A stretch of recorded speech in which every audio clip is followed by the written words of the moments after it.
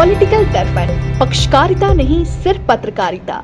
INDA का मतलब Indian national Darul इस्लाम Allianz है। ये एलायंस बना करके भारत को दारुल इस्लाम में बदल देना है, जो वर्तमान में चल रहा है। इसने कहा जी डेंगू मलेरिया, जबकि DMK का मतलब क्या है? D का मतलब डेंगू, M का मतलब मलेरिया और K का मतलब कीड़ा, यानी इन तीनों को मिला करके ये DMK हुआ। जो लिबरल हैं उन्हें मैं लिबरंडू ही कह के बोलता हूँ, क्योंकि देश में उन रोहिंग्या मुसलमानों से भी और बांग्लादेशी मुसलमानों से भी ज़्यादा खतरा इन हमारे देश में छिपे हुए जो लिबरंडू हैं, इनसे सबसे ज़्यादा खतरा है इस देश को। जो राजीव गांधी के समय में 404 तक पहुंचा था, तो क्रॉस करके NDA की ऐसी सरकार बनेगी कि विपक्षी दंग रह जाएंगे, रोने के अलावा उनके पास कुछ नहीं बचेगा। कि जी मोदी जी जो है का भारी बहुमत से, पिछले से भी अधिक, यानी 350 प्लस सीटों से जीतेंगे।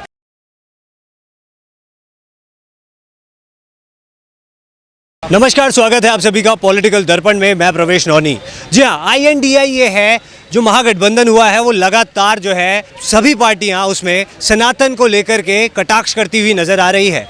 और कटाक्ष कुछ इस प्रकार के, जिस प्रकार DMK के एक नेता हैं उदयनिधि स्टैलिन, उन्होंने अभी हाल ही में एक बयान दिया जिसमें वो कह रहे हैं कि सनातन को ख़त्म कर देना चाहिए। डेंगू और मलेरिया के साथ वो उसकी तुलना कर रहे हैं। तो आइए हम सीधा जनता जनार्दन से इस मामले में बात करेंगे, उनसे जानेंगे कि इस मामले में जनता क्या सोचती है। तो भाई साहब, क्या नाम हुआ आपका? देख, मेरा नाम भूदेव है। और जहाँ तक इसका INDA का है, मैं शुरू से ही कहता था, जब तक उदयनिधि स्टालिन ने जब तक अपना वक्तव्य नहीं दिया था, मैं उससे पहले ही कह रहा था कि ये INDA का मतलब इंडियन नेशनल दारुल इस्लाम एलायंस है। ये भारत को दारुल इस्लाम में बदलना चाहता है। वो तो कुछ और ही उसकी फुल फॉर्म है, आप तो कुछ और ही बता रहे हैं। नहीं, सच्चाई जो मैं बता रहा हूँ यही सच्चाई है, यही वेद वाक्य है कि इस INDA का मतलब ही ये इन्होंने निकाला है कि हमें इंडियन नेशनल दारुल इस्लाम एलायंस बना करके, गठबंधन बना करके भारत को दारुल इस्लाम में बदल देना है। जैसे खुद ही जो DMK स्टालिन है, पहले इससे ही बात करो जो वर्तमान में चल रहा है। इसने कहा जी डेंगू मलेरिया, जबकि DMK का मतलब क्या है? क्योंकि ये खुद ही उसके D का मतलब डेंगू, M का मतलब मलेरिया और K का मतलब कीड़ा, यानी इन तीनों को मिला करके ये DMK हुआ। जो कि अगर हम इसे हिंदी में भी नाम लेंगे तो ये दीमक बन जाता है। DMK दीमक, देखा ना लकड़ी को या पेड़ को कैसे ये हरे भरे पेड़ को भी ये ख़त्म कर देते हैं। ठीक इसी प्रकार ये इसी प्रवृत्ति के लोग हैं। ये दीमक खुद दीमक हैं और उल्टा चोर कोतवाल को डांटने वाले लोग हैं। ये खुद ही जो है का दीमक भी कह लो इनको, चाहे इनको डेंगू कह लो, चाहे मलेरिया कह लो या कीड़ा कह लो, ये सब खुद इसी प्रवृत्ति के लोग हैं। क्योंकि नेता होने के नाते क्या उनको ये बात शोभा देती है कि वो इस प्रकार की टिप्पणियां जो है एक धर्म विशेष के ऊपर कर रहे हैं, मलेरिया डेंगू के साथ वो उसका तुलना कर रहे हैं? क्या ये चीज़ सही है? देखो, धर्म का तो इन्हें पता ही नहीं है ना, क्योंकि ये तो उस क्रिश्चियन लॉबी में चले गए। अगर ये धर्म के बारे में करके देखते हैं, अगर हिम्मत था एक बार उनके, मेरा नाम विवेको प्रसाद कर्ण फ्रॉम जमशेदपुर है ना, यही इस्लाम के ऊपर कमेंट करके देखते हैं, फिर इनका क्या असर होता है पता चल जाता है। ये तो बात करते हैं कि हम क्रिश्चियन हैं, जबकि क्रिश्चियनिटी के मानने वाले लोगों के साथ ही इस्लामिक आक्रामकताएं कई देश में, यूरोप से लेकर के अफ्रीका तक, इथोपिया देख लिया जाए, आज योगी मॉडल ही अपनाया जा रहा है। योगी मॉडल पर यूरोप वाले और अफ्रीकन यूनियन के कई देश, जिसमें इथोपिया भी है, जिसमें आतिशा बाबा नाम का एक जगह है जहाँ पे योगी मॉडल को अपनाया जा रहा है। वहाँ पे मस्जिदों को धराशायी किया जा रहा है, मदरसों को धराशायी किया जा रहा है। BJP लेती है ना, तो जो विपक्ष में बैठे हुए लिबरंडू हैं, जो लिबरल हैं, उन्हें मैं लिबरंडू ही कह के बोलता हूँ। क्योंकि देश में उन रोहिंग्या मुसलमानों से भी और बांग्लादेशी मुसलमानों से भी ज़्यादा खतरा इन हमारे देश में छिपे हुए जो लिबरंडू हैं, इनसे सबसे ज़्यादा खतरा है इस देश को। क्योंकि हमें वो तो हमारे दुश्मन हैं, उन्हें तो हम देख लेंगे यार ये तो हमारा दुश्मन है, पर जो हमारे ही बीच में पल पड़ रहे हैं, जो खा रहे हैं हमारे साथ में वो लिबरंडू, उनसे हमें सबसे ज़्यादा खतरा है। तो वहीं पे जो विपक्ष है हमेशा ये बात बोलता है कि इस पर कोई संज्ञान BJP नहीं ले रही, फिर वहीं पर अगर UCC जैसे कानून आते हैं, CA NRC आता है, तो यही विपक्ष जो है इसका विरोध करता हुआ नजर आता है। क्या कारण है इसका? यही तो मैं कह रहा हूँ, क्योंकि अगर NRC आई तो लेके आई ना बीजेपी, और सीए भी लेके आई, तो इन्होंने ही जगह जगह आंदोलन करवाए, जगह जगह ही इस देश के गद्दारों को जगह जगह बैठा दिया, करोड़ों लोगों को सरकार के खिलाफ जो है एक तरह का युद्ध छुड़वाने के लिए, गृह युद्ध छुड़वाने के लिए इन्होंने कांग्रेसियों ने और जितने भी इनके साथ के जो लिबरंडू हैं उन्होंने इस देश के खिलाफ साजिश रचने की पूरी कोशिश की, और इनकी साजिश बेनकाब भी हुई, क्योंकि हमें मैं खुद जिस इलाके से आता हूँ वहाँ पर बहुत ज़बरदस्त दंगे हुए, हिंदू मुस्लिम दंगे हुए, करोड़ों रुपया की संपत्ति का नुकसान हुआ, और कितने ही जो हिंदुओं पर, हाँ हिंदुओं के स्कूल कॉलेज जला दिए गए। ये बात का हिस्ट्री उठा लो, चाहे देश के कोने कोने में जो भी दंगे हुए हैं, इन मौलानाओं को जो हमारे टैक्स के पैसे से जो पलते हैं, हमारे मंदिरों के जो दान किए हुए पैसे जो सरकार गबन कर लेती है, सरकार ले लेती है, ये लोग जो है हमारे खिलाफ ही युद्ध छेड़ रहे हैं। कहना चाहता हूँ, क्योंकि जब पूर्वी दिल्ली में दंगा हुआ था तो 2 स्कूल थे वहाँ बराबर लगे हुए, एक राजधानी पब्लिक स्कूल था और एक डीआरपी स्कूल था। तो रात को ये दंगाई सारे इकट्ठे पहले हो गए थे, इन्होंने प्लान बनाया और डीआरपी स्कूल में तो आग लगा दी गई, परंतु राजधानी पब्लिक स्कूल में एक रुपए का भी जो है का नुकसान नहीं किया, और करोड़ों रुपया का नुकसान डीआरपी स्कूल में कर दिया। प्लानिंग के तहत इन्होंने वहाँ पर दंगे किए और कितने ही जो है का लोगों को जिंदा भी जला दिया। तब ये लिबरंडुओं ने फिर भी उन्हीं का पक्ष लिया, और जो है का हमारे जिन्होंने न्याय की बात करी कपिल मिश्रा, और उल्टा कपिल मिश्रा को ही दोषी ठहराने की कोशिश ये लिबरंडू करने लगे।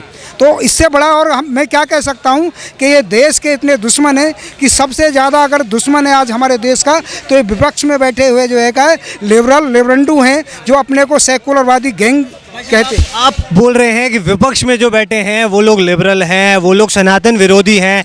वहीं पर राहुल गांधी जी पेरिस में जाते हैं, वहाँ पर वो विद्यार्थियों को जो है संबोधित करते हुए ये बोलते हैं कि भाजपा का सनातन से कोई लेना देना नहीं है, जो सनातन में है वो भाजपा नहीं कर रही है। देखो, अगर भाजपा में सनातन के प्रति प्यार नहीं होता तो जो उदयनिधि स्टालिन ने जो सबसे पहले जो है हमारे सनातन के खिलाफ बोला, केवल भाजपा ही थी जो इसके खिलाफ, इस उदंडी के खिलाफ बोली है, और सब ने तो उदयनिधि जो है स्टालिन का बचाव किया था। मैं आपको और बताऊं, उसे इस बात कभी उसने कहा है क्या कि ये सनातन धर्म है क्या?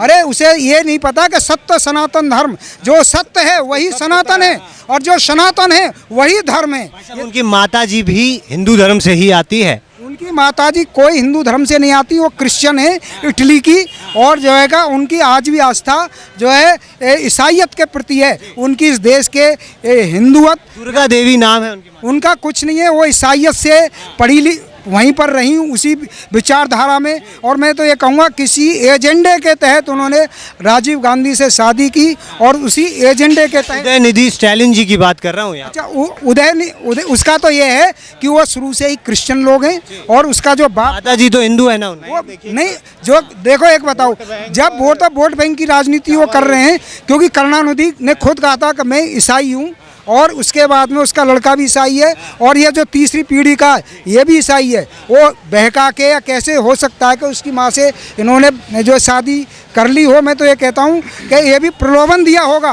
क्योंकि ये लोग जो है का 2-2 बोरी में जो है का धर्म बदलवाते हैं लोगों का, 1-1 बोरी में जो है का वोट लेते हैं, साड़ी में जो है का वहाँ की हिंदू जनता भोली भाली को बेवकूफ़ बना के वोट लेते हैं। ये खुद ही वहाँ पर 6% हैं, और 86% जनता पर जो है का ये शासन कर रहे हैं बेवकूफ़ बनाकर, उसी हिंदू जनता को गाली देते हैं। भाई साहब कुछ कहना चाह रहे थे आप? मैंने राहुल गांधी के ऊपर सवाल करा था, मैंने आपसे पूछा था कि यहाँ पर राहुल गांधी जी पेरिस में जाकर के विद्यार्थियों को संबोधित करके कहते हैं कि भाजपा का सनातन से कोई लेना देना नहीं है।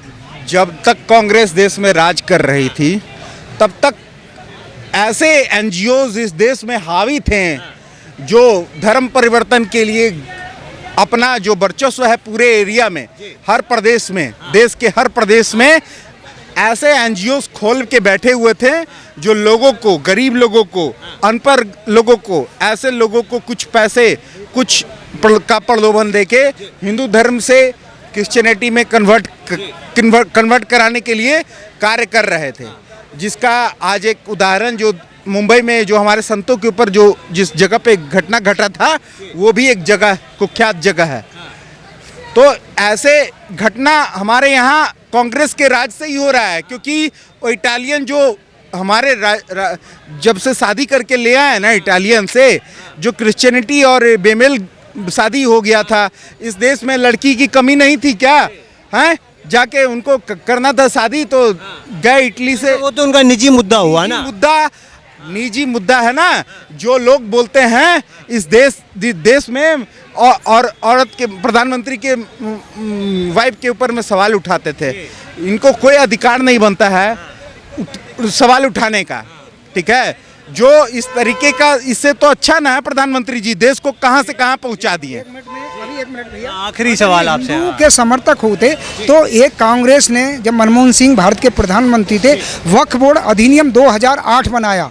वो 2008 में क्या था कि उसे आप सुप्रीम कोर्ट में भी चैलेंज नहीं दे सकते।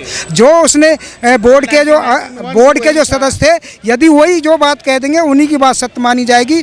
और उस अधिनियम में क्या है कि मध्य प्रदेश में जैसे आदिवासी लोग हैं, तो एक क्रिश्चियन क्या काम करते थे, मोहम्मडन इन्होंने मिल करके क्या काम किया कि उनकी ज़मीन, जो आदिवासियों की ज़मीन छीन ली और उनसे बोले कि या तो आप मुसलमान बन जाओ और नहीं तो तुम्हारी ज़मीन जो है का वक्फ बोर्ड अधिनियम के द्वारा हम इसे अपने कब्जे में कर लेंगे। वो कहाँ धक्के खाएं, वो आदिवासी अनपढ़ अशिक्षित लोग हैं, तो उनका ऐसे ही शोषण करके इन्होंने जो है का इस्लाम धर्म में परिवर्तन करने की साजिश रची।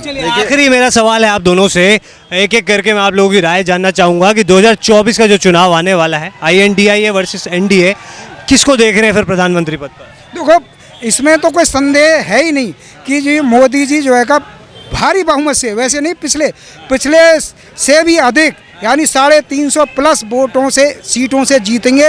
और गर्व के साथ कहता हूं कि हर हालत में 400 तक, 400 वो तिलस्मी आंकड़ा जो राजीव गांधी के समय में 404 तक पहुंचा था, उसको क्रॉस करके एनडीए की ऐसी सरकार बनेगी कि विपक्षी दंग रह जाएंगे। भविष्यवाणी कर रहे हैं आप?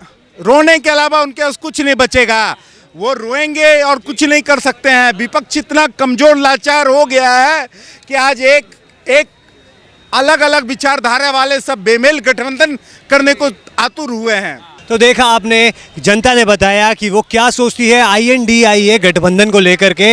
अगर आपको ये वीडियो पसंद आया हो तो कृपया चैनल को सब्सक्राइब कर बेल आइकन दबाएं, जिससे आपको हमारे चैनल से रिलेटेड सारे नोटिफिकेशंस मिलते रहेंगे। वह वीडियो पर लाइक और कमेंट कर अपना आश्वासन हमसे साझा करें, जिससे हमें और भी अच्छा कार्य करने की प्रेरणा मिलती है। ऐसे ही तमाम न्यूज़ अपडेट्स के लिए बने रहें पॉलिटिकल दर्पण के साथ। नमस्कार।